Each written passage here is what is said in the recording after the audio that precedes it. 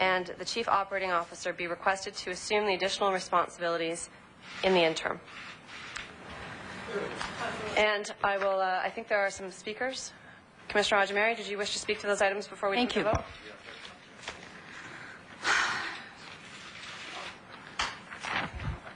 Go ahead. Sorry.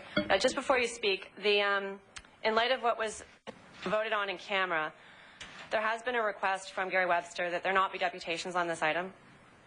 And so what I'm going to propose is that we reconvene an open mic session where people can come and speak to their concerns, and it can be a much more broad discussion about transit, about this situation, about any other item they wish to talk about. But we will adjourn this meeting, and then we will set up an open mic forum for those that came today and wish to express their views around transit in general and some of the other issues that are taking place today. And it'll be next door in Committee Room 1. Okay?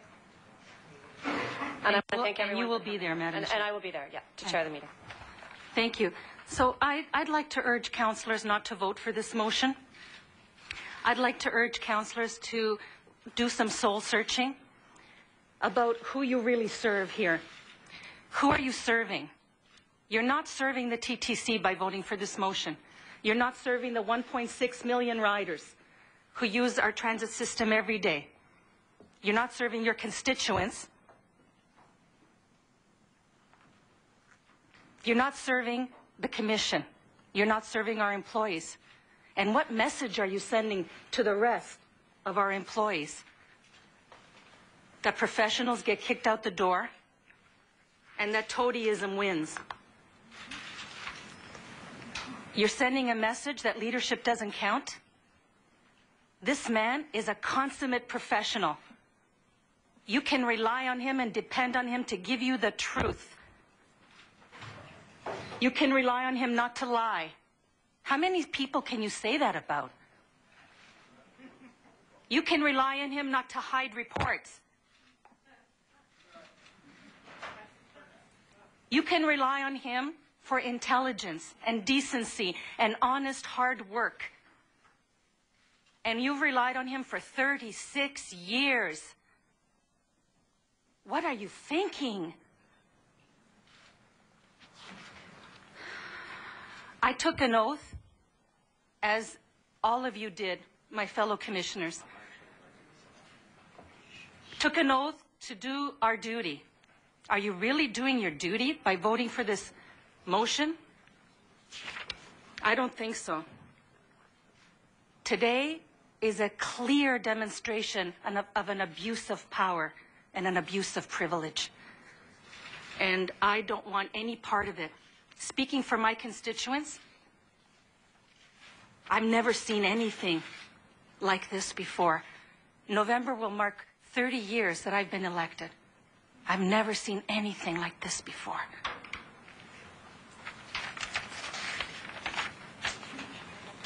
He was told what was expected of him. He came through.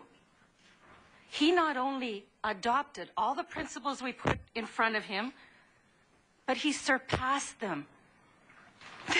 You're kicking success out the door. You're throwing away success with both hands. What are you thinking? The signal that we're sending out there is that excellence doesn't count for our corporation. The signal that you're sending out there is we don't care about the people who elected us, and we don't care about the duty that we have. What about our fiduciary duty? We're representatives of the public here. The public good has to be in our hearts. Look into your hearts. Try to see what's there in your hearts, in your souls, in your minds. We're not automatons here. We're throwing, apart from that rhetoric, okay? I think it's emotional rhetoric, okay. But apart from that, there's an intelligence here. What are we throwing the commission into? In whose hands? We don't have anybody. We don't have anybody who's readily available to pick up the pieces. You're disintegrating a commission. You're making piecemeal out of it. We're Humpty Dumptying it, and there's no one to pick up the pieces. Didn't you do your homework before you brought this before us? Didn't you do any work at all? Did you think? Okay. I want to thank everyone who's come today to be part of this process. It is a difficult day, and I want to thank Commissioner Rajamari for her passion on the matter. Yeah, I think there's another speaker. Commissioner Parker.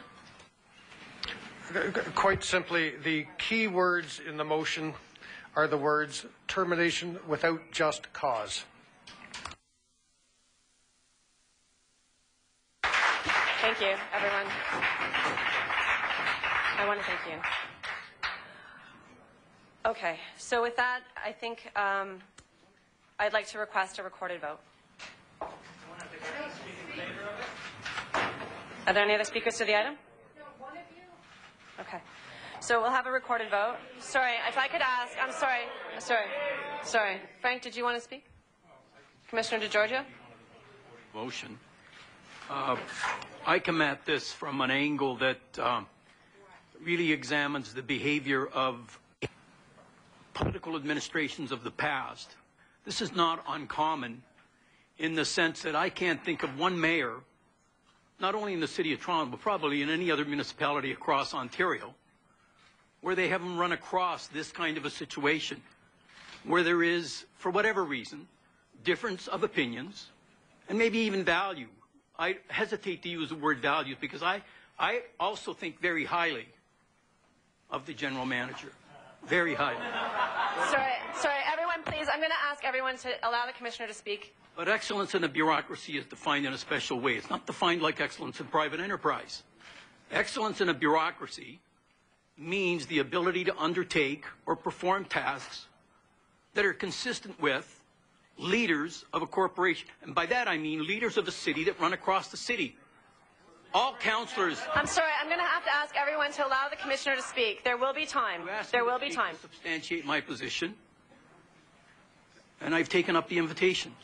I'm saying that in a bureaucracy, excellence is defined somewhat differently. The ability, in my view, the ability to put forward positions that are consistent with a position adopted by the mayor. It doesn't mean you have to believe in it, but you have to do the best to your abilities to basically defend the position that is being proposed by a mayor. Whether it be Mayor Miller, Mayor Lastman, you name it, it doesn't matter. Every single one of them demanded performance from bureaucrats consistent with objectives they were trying to achieve.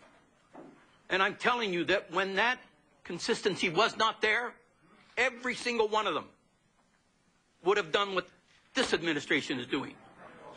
Okay, thank you. Point of order. Yeah. Point of order. Madam Chair, the speaker said consistency and performance. Those words should not be used in a public setting right now because Mr. Webster's consistency and performance are not in question. Okay, so wait, stop, everyone, please.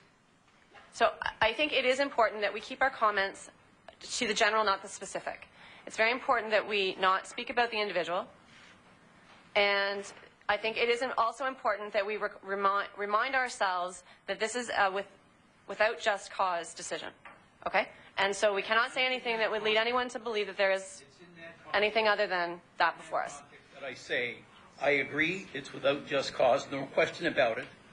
His performance is not, or his integrity is not an issue for me. Yep. What is an issue is the responsibility that I think...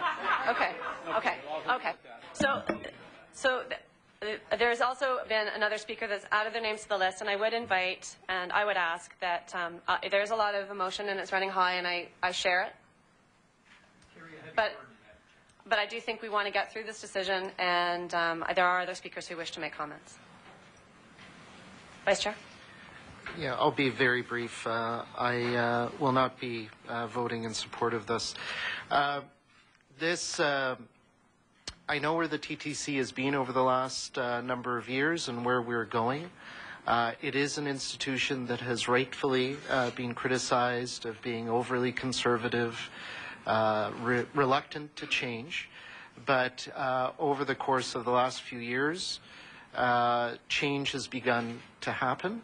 Perhaps not as swiftly, perhaps not as profoundly as we would like, but it has happened, and the Chief General Manager assisted with that. In fact, the Chief General Manager viewed or saw some of the institutional challenges and has been bringing in people from outside to assist. So Gary Webster, I think, has served the Commission well. My confidence in him wasn't shaken, but apparently, obviously, the majority of the Commission feels differently, and we all have to respect that, whether we like it or not. But what's clear is we need an orderly transition into the future, and that's going to be somewhat challenging, but we have to embrace that process to make sure it achieves the best result. And there's something odd about the TTC, because if you look at the history of the last few Chief General Managers, there seems to be some consistency in how their tenures end, which is unfortunate. But I certainly have the utmost respect for Mr. Webster. Thank you. And I will say a few words as well before we take the vote, if I may. Oh, Commissioner, did you want to speak? Go ahead. Very briefly, Madam Chair. We had, I thought, a very thorough discussion in camera. And I don't think any one of us thought it was an easy decision to make. But for me, this is not about Gary Webster, the man. I've worked with him over the years and enjoyed working with him. It's not about the past. And frankly, it's not about the present. It's about the future. And I'm hoping, Madam Chair, that in our search for a new Chief General Manager, that we will find the person. Gary's contract, I think, had a couple of years to run. I hope we find the person, man or woman, Canadian or otherwise, who will lead us to that future. So that's what I'm looking for. I'm looking for a leader that will take us into the future, and I thank Gary Webster for all he's done to bring us to where we are today. Thank you, thank you, thank you. So I'd like to pick up, if I may, just briefly on those comments and offer thanks to Gary Webster on behalf of the Toronto Transit Commission in my capacity as chair, and I know that I think Commissioner Minnan-Wong will also make some statements after this meeting is adjourned. And I want to take a moment to talk about the importance that we all have, the responsibility that we all have to move the corporation forward. And I want to just take a minute to talk about the values that I believe we all share, that everyone came here today because it's the values that we share with you, and to leave you with my commitment on how we're going to manage through this difficult process. Because we all have a value. We all value the TTC and what it does for the city. It's the 1.6 million riders every day that get on the system, be it the subway or the bus or the streetcar. It's the communities that are served and changed and grow as a result of transit that comes to their neighborhoods. It's employers who rely on the efficient operation of the TTC to make sure that their employees get to work on time. It's an efficient organization that makes sure people get home on time to see their family. And the TTC has been the pride of Toronto, and I think it's fair to say that the last few years that there's been a test of that pride. And I think moving forward what we want to do is reinstill that pride and make sure that we continue to be a Toronto transit agency that all Torontonians are proud of. And, for me, I think the decisions that we're making today are certainly difficult ones, but I think the values that we share are shared by Gary Webster. And those values will survive this decision. And if we work together, I think we will be stronger. And with that, I'd like to take the vote, call the vote. All those in favor of the motions before us, recorded vote. Let it be recorded as Commissioner Palacio, Commissioner DeGiorgio, Commissioner Minnan-Wong, Commissioner Kelly, Commissioner Crisanti. All opposed? Commissioner Ojamari, Chair Stintz, Vice Chair Milchin, Commissioner Parker. This meeting is adjourned.